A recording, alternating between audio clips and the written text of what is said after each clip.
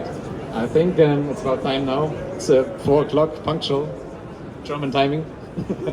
So first of all, I'm really happy to see all of you here. It's amazing, large audience, more than we expected probably. And yeah, it's great to see that there's so much attention for our newly GSM 4000.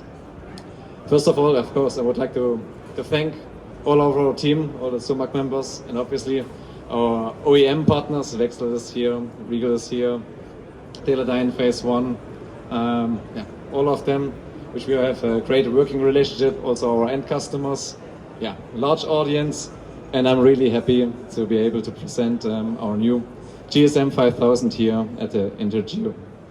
So let's get to it, I guess. Let's unveil the unit and show what we have new.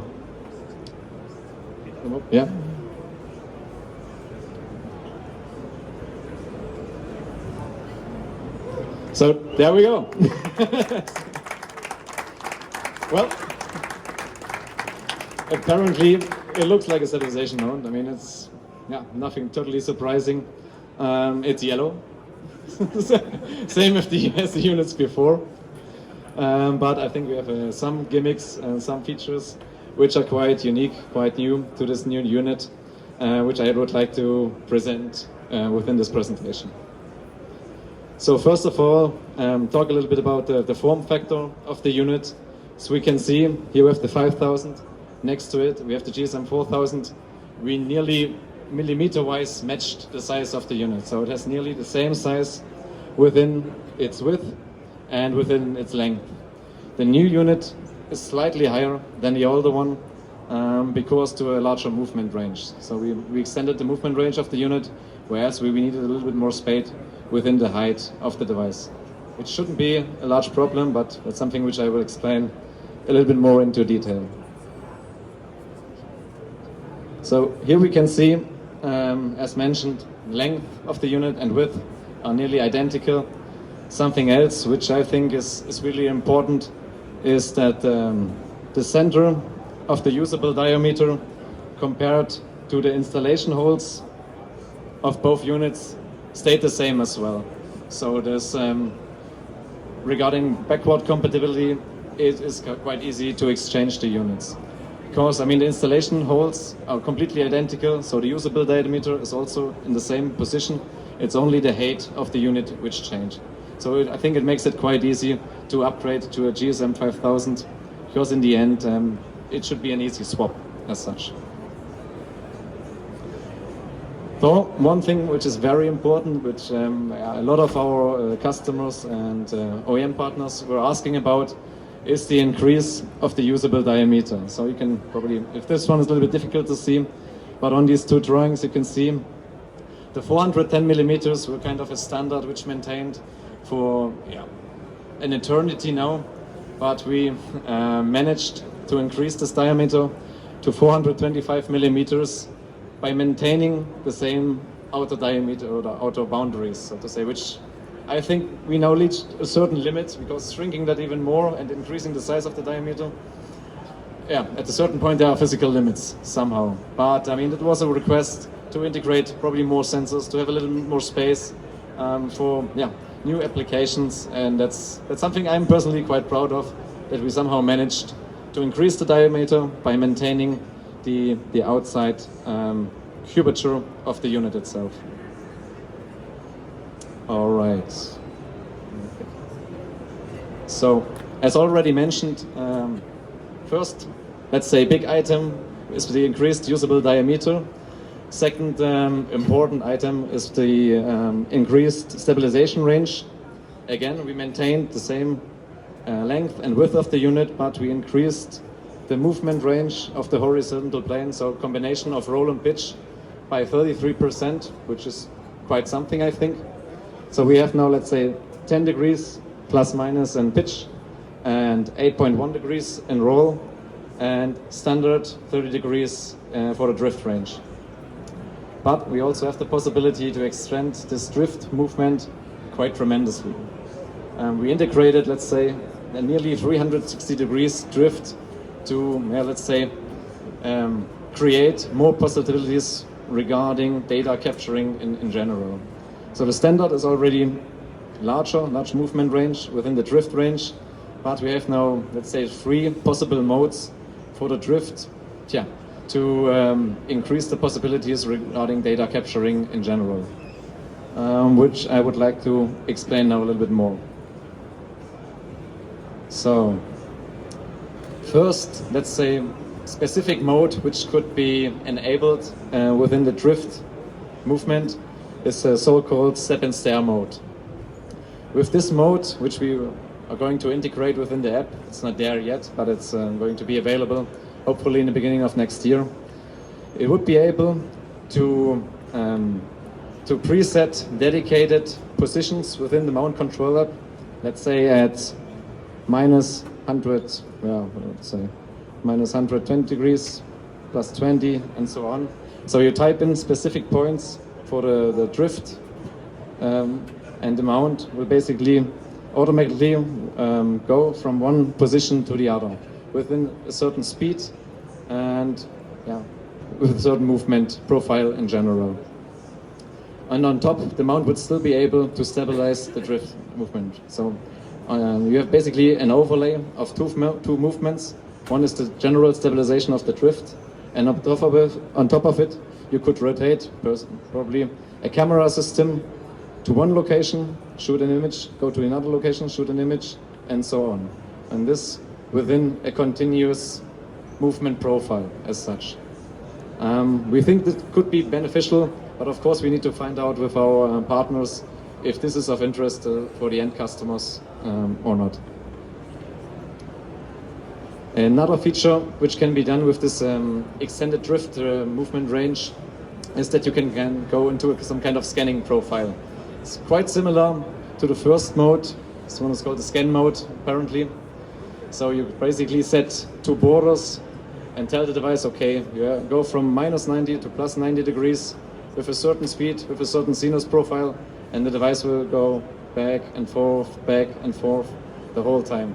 Probably for LiDAR applications, this could be quite interesting to change the orientation of the laser and to increase, let's say, the data capturing possibility as such. And the last feature, which is also already available now, we had some projects where people were asking us if it is possible to integrate some kind of pointing possibility into the mount. So if we have an external flight management system which tells the mount, look, you need to be specifically pointing at a certain object, it is now easier to be integrated within this stabilization mount because we have this quite large drift movement range. So if you're kind of bypassing an object and you want a camera system or any other type of sensor system pointing towards one specific object, the drift will move along with this object to be able that the camera system or something else will always point at this object. This is a rather very specific thing which we just had requests 2 or 3 times, but this is now a possibility which you can do with the device as well. So that's just, let's say, with this new larger movement range of the mount, there are quite some possibilities to integrate or to expand the collection efficiency of the sensor systems which are installed in the mount and in general as such. Okay, so something else we also integrate is a SD card. So we have now the possibility to actually log the mount data, also all the communications to the flight management system. In the past, sometimes it's quite difficult if there are any troubles, any problems with the complete systems. The complete system, it's a little bit difficult to find out, is it a problem from the mount, is it a problem from the flight management system? Are there any other communication issues? And we integrated a SD card to log all the important commands, also probably gimbal data, to make sure that we have the possibility to read out kind of a text file to check which commands we received from a flight management system, which we were sending to the flight management system. So for troubleshooting purposes in general, this I think it will be very advantageous to have the possibility to check how the communication worked out as such. Besides that, we also, let's say, increase the possibilities within our communication interface. In general, it's the same plug. So we have same power plug, same interface plug or interface cable as such, but the back end kind of is a little bit different. Though it is downward compatible, so this cable is the same kind of, and you can still use it with the flight management systems which you have at the moment, but we just integrated, let's say, more interface possibilities to even have an Ethernet connection to be prepared for the future if there will be probably a point where communication in general will change from serial to an Ethernet connection. So we have now, let's say, within one cable, very different possibilities to interact with the unit as such compared to the GSM 4000. All right. Something else which is quite unique and important is the change of the center of rotation of the unit. With the GSM 4000, the center of rotation was located quite close to the vibration isolation ring of the unit. So if you have a sensor on top and it's quite long inside a hatch, it's quite likely that it will touch the hatch physically because of its high center of rotation. What we did now is we kind of flipped the whole hydraulic system upside down. So all the pistons, all the hydraulics, basically all elements of the mount are now integrated in the top plate of the unit. And the center of location for the unit itself is now located close to the base plate, which gives you the advantage to slide in your sensor system deeper inside the hatch and to probably create a larger field of view for the unit as such, because of the deeper increase of the camera or sensor system inside the hatch. So that was a big step, flipping everything upside down, changing the whole mechanics. That was physical-wise the biggest change on the units as such.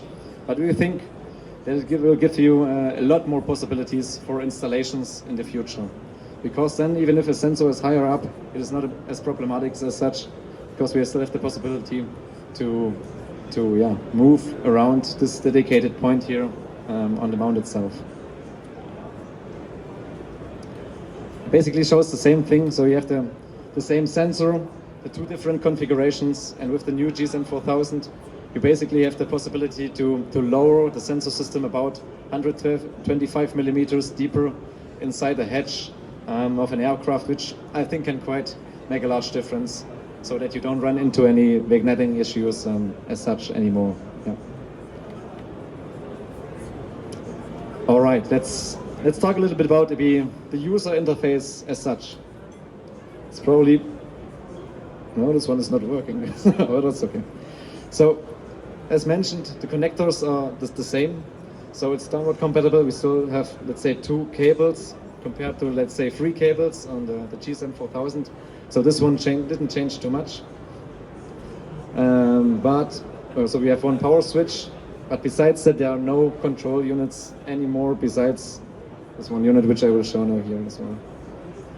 So the whole interface, I think, is way cleaner, way easier to use. As mentioned, just 2 sockets, 1 power switch, and 1 digital control element to basically do all possible settings, all controls, everything what you can basically do with the app.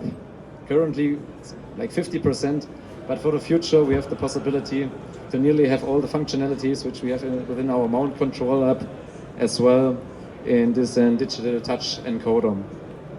So if you compare this one to this one, you can really see a difference. We have some buttons here, we have LEDs and stuff like that, which is kind of analog technology, and we kind of wanted to switch to the 21st century, so this is the approach of it. We have a nice small display, some touch buttons, and yeah, just I think in general more possibilities. With this small display, you can have any functionalities, anything which also comes to your mind. If you like to have also probably OEM specific design, OEM specific settings, LEDs or whatever, visibles, this would be possible within this small frame.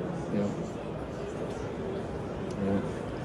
Something else which was very important to us, here you can see on the old GSM 4000 we had these kind of domes, these covers for our motor units, which Could be a little bit tricky if you have a large sensor system, which is kind of going outside this area. Can be problematic. Same with the cabling. The cables point vertically out of the unit. Usually no problem, but it could be a little bit tricky. With this unit now, as you can already see here, can have a super large sensor system and still wouldn't hurt the mount because cables go out now horizontally. There are no high points, nothing is higher than the vibration isolation ring, so there is no restriction anymore for sensor systems to be installed on the unit. And I think in general this gives you a little bit more flexibility for installations in general as such. Yeah. All right. Okay, let's talk a little bit more now about this digital user interface. As mentioned, we have a lot of possibilities now with it. This just shows now some examples how this home screen, or let's say some of the screens of this touch encoder will look like. Generally, it will be in this mode. It shows you the stabilization mode, status, and if the end stops are reached. So kind of similar to the GSM 4000, which also had these 3 LEDs, which we show now digitally. So this one is now running, and probably a little bit afterwards, if there's some time, you can see now here we have, let's say, these three bars, and if they are all green, mount is happy, you know.